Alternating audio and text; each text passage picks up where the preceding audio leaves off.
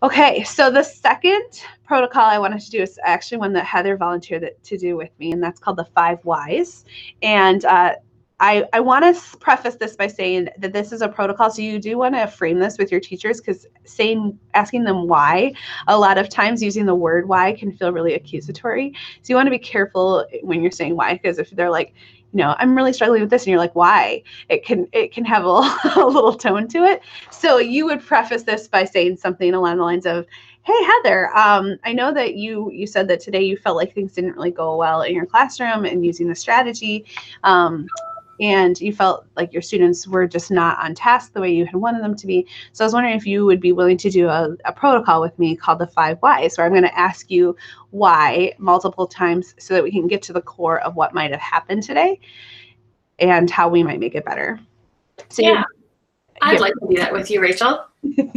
Thanks, Heather. So Heather, I know today that you said that you don't feel like your students, you said that things didn't go well. So why did you say that?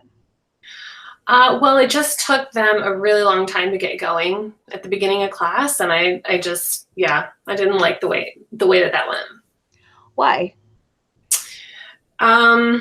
Well, it was a lot of wasted time. By the time they got going on the activity, we were 10 minutes into class.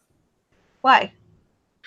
Well, I guess I'm not sure. When the students walked in, I mean, maybe I just wasn't very clear on what I wanted them to be doing right away.